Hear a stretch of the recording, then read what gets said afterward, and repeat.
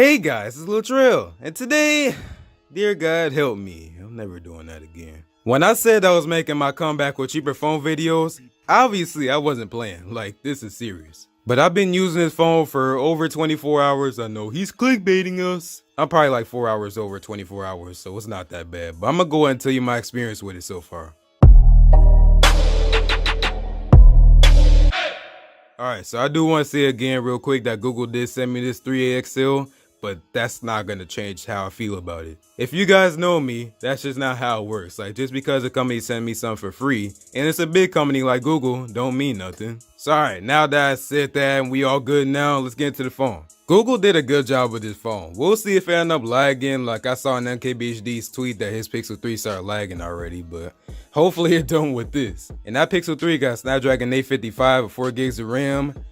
And this don't. So I'm hoping this optimized good now and not have to worry about it lagging in like 6 months. But yeah, so that actually threw me off. Like, using this phone, the experience is like way better than I thought. It's not better than One UI, but it's good. Like, I'm liking it. As the Samsung fanboy, y'all all know, with the Galaxy Watch, he's getting the Galaxy Home, the Galaxy S8, recording on the Galaxy S9 right now. Galaxy Tab S4, Samsung Notebook Series 3. Do I need to keep going into this? I'm actually liking this phone. Like, before, I didn't really like stock Android. I kinda don't. Like, just look at the gestures, man. I don't like that at all. So like, when I have an app in the background, I have to hold on to this and then swipe up. I can't just press some apps button or something like that, or just swipe up in the middle of the screen like Samsung's One UI. And the whole thing with the gestures is just kind of weird. I don't really like how they copied iOS. I just want my regular home, back, and recent apps button, but apparently that's just not gonna happen. And apparently in Android Q, they're getting rid of the back button. I don't know how true that is, but Google, just don't do that, please. Nobody asked you to do that. Like, nobody wants this. But like I said, just after using it for a day so far, and like me probably even using it more than my Galaxy, I don't think it'll be hard if I try to use it for a month.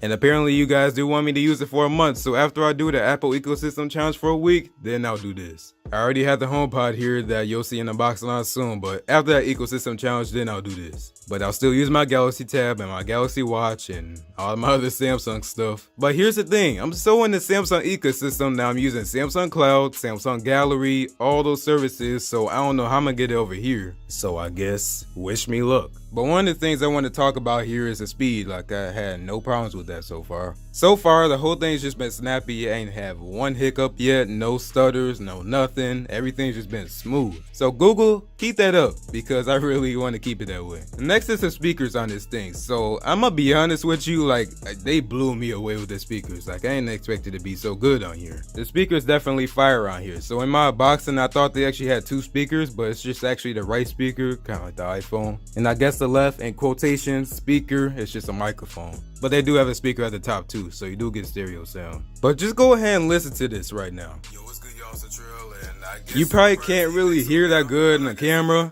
but like, it sounds full, it sounds nice. It's not the loudest thing in the world, but it sounds full and clear. Don't even sound distorted, which is also dope, so I'm really liking that. But yeah, speakers on this thing, like, I was impressed. Like, the bass is good, the dynamic range is good, like, I just like it. Next up is the screen, and the screen is pretty nice on here. It's a Samsung AMOLED screen, and it goes up to 1080p at 60 FPS and HDR on YouTube. So if you're wondering how high you can go on YouTube videos, that's how high you could go. And it's an 18:9. The colors are vibrant. You do know how Samsung screens are, like, they're the best in the industry. But the colors are vibrant, it's just crisp, but like, for a budget, well, not really a budget, a mid-range phone, like, it's really good. Like, I'm impressed, man. Now let's talk about the camera. The camera is like good. Like, obviously it's a Pixel camera, and they got the same camera as the Pixel 3, I'm pretty sure. But I took a night side photo in pitch darkness, and it's crazy how I could see better than I could. Like, I could not see anything, but when I took a picture, then I could see. That's how good the cameras got these days and Google's AI, and that is crazy. You're getting the same pictures as the Pixel 3 on this mid-range phone, and that's something to be impressed about. I showed my friends the regular camera and the portrait camera on this phone, and you want to know what I kept hearing? This better than the Galaxies and the iPhones. Now, I'm not gonna sit here and say the camera is like mind-blowing, like you need to run out and get this phone just for the camera, because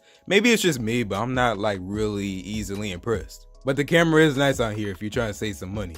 Another thing I like about this phone, I'll just keep zooming in until you see it. That's a headphone jack, my friends, and even Google said that the reason they put it in here is because it's a mid-range phone and you need more flexibility to, get wired headphones, cheaper headphones. You're saving money by getting a cheaper phone, so it makes sense that they throw in a headphone jack if you're trying to save money with headphones. But Google, that don't mean that we don't want to see a headphone jack on the Pixel 4. Next thing I like about this is the build quality. Yeah, I said it. I actually like the build quality on here. I don't care how many times YouTubers say that this phone feels cheap. I don't totally agree. When I kept hearing that, I was thinking, oh, this is gonna be a mess. It's probably gonna fall apart in like 3 months after I get it.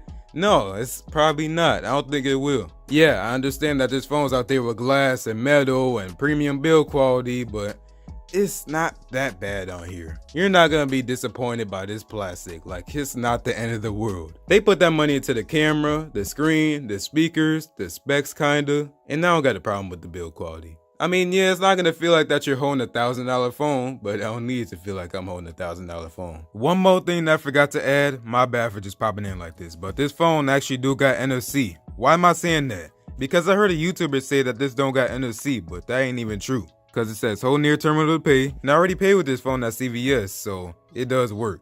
I can do the Android Beam thing if I want to, and it just works. So that's dope. I like that this got NFC, and this is a cheaper phone too. So let's talk about some of the things I don't like. Number one, wireless charging isn't here. God, I miss the wireless charging on my Galaxy. Like, I wish I could just put in my wireless charger dual and just have it charged that way. But that's just not happening with the Pixel 3.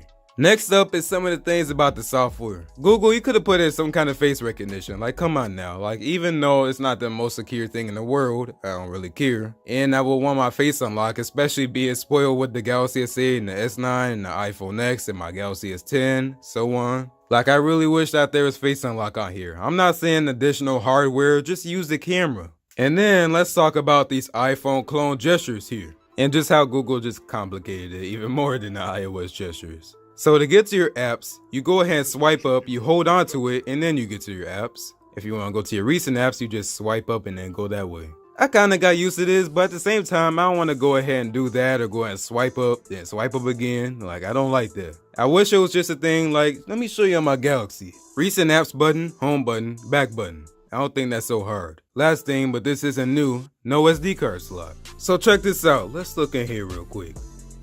Don't look like an SD card slot in there to me. That's just a SIM card slot, obviously. Obviously that's just a SIM card slot. And I don't like that there isn't no SD card slot. But alright, so that was my experience with the phone so far. It's not perfect, but I mean, no phone is. But so far, like, I'm liking this phone. Like, I don't got no problems with it. I'm probably even using it more than my Galaxy, which says something. And I might even use it for a month after my Samsung fanboy tries the Apple ecosystem for a week video. My iPhone comes tomorrow, so that's when I'll start the ecosystem challenge. So pretty much next Wednesday is when I'll actually switch to this. The iPhone, Apple TV, and the Apple Watch comes out Wednesday. So pretty much next Wednesday is when I'll switch to this. But that was pretty much it, guys. So thanks for watching. I'll see you on the next one. Google, you did a good job with this. Also, I have one more question. Do you guys want to see a water test with this? Alright, that was it. Peace out.